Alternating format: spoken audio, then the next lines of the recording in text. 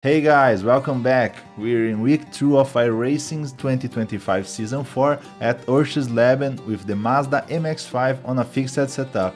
My Hotlap was a 138.470 with air temperature at 66 Fahrenheit, truck temp at 75 Fahrenheit and humidity at 78%. First, we'll check out the onboard Hotlap and then I'll walk you step by step through the track. I'm also sharing my journey of learning English while making these videos, so let's improve together, both on and off the track. Now, enough talking, let's hit the track.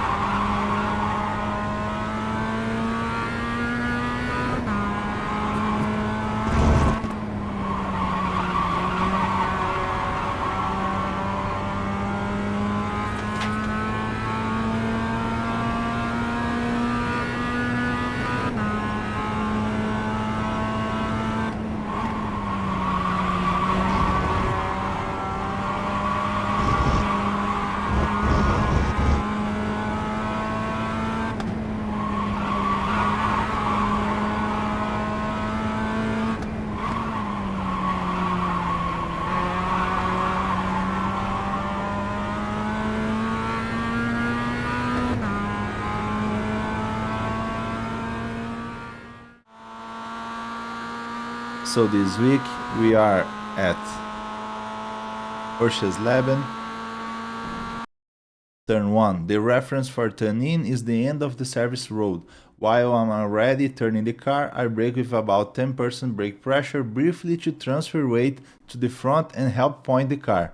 Before the inside curb of turn 1, I fully release the brake.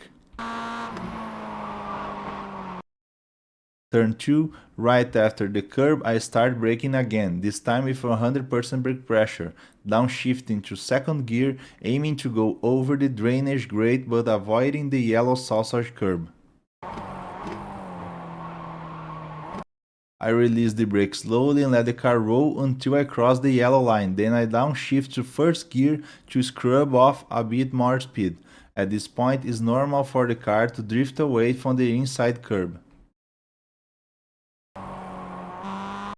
I get back on throttle as I pass the blue pit exit line, aiming to catch the curb again where the red anti-cut curbs start. On exit, it's important to correct any rear slide and if necessary, use the green part of the curb.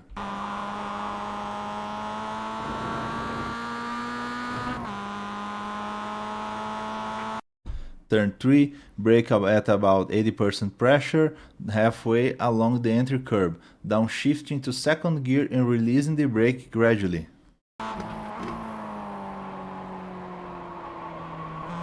Get back on throttle when you pass the darker patch on the curb.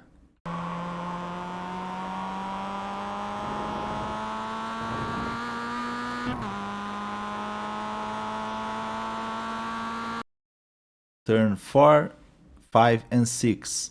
Use the third cone as your reference to turn in, no braking needed. As you cross the first inside curb, lift off the throttle.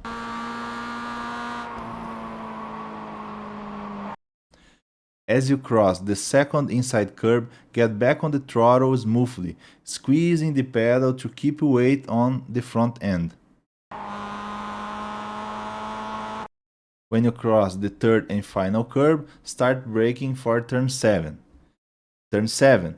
Brake after the curb of turn 6 with 9% brake pressure, starting tail braking just after the initial brake peak. Downshifting to second gear and letting the car roll into mid-corner. Downshift to first gear and get back on the throttle, pointing the car towards the white section at the end of the inside curb. Be ready to correct the steering on corner exit.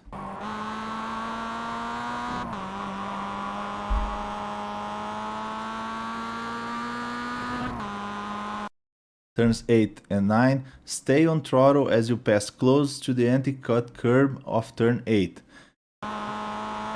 and the inside cone of turn 9, aiming the car towards the left side of the track to open up turn 10. Turn 10.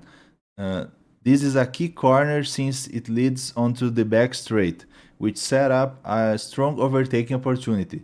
Using the dark patch on the asphalt as a reference, brake with about 25% brake pressure to transfer weight forward and help point the car. Release the brake at the inside curb and aim to clip close to the anti-cut curb, getting back on the throttle by the end of it.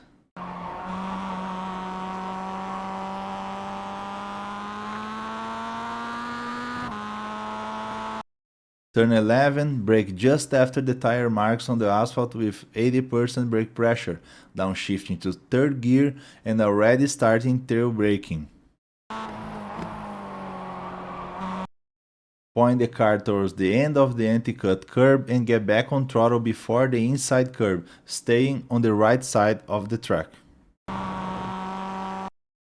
Turn 12. Use the service road as your reference for turn-in, still on throttle. If you are too fast, lift slightly to avoid going off track, and watch out for the drop-off at the outer curb.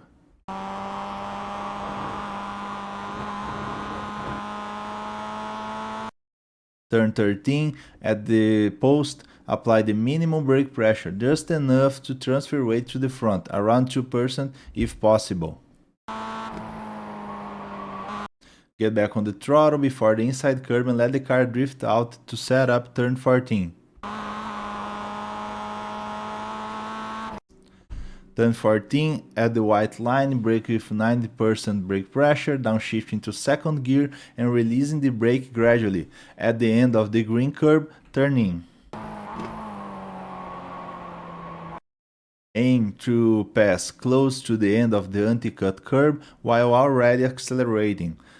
And as you already know, correct the steering on corner exit and watch out for the curb drop-off.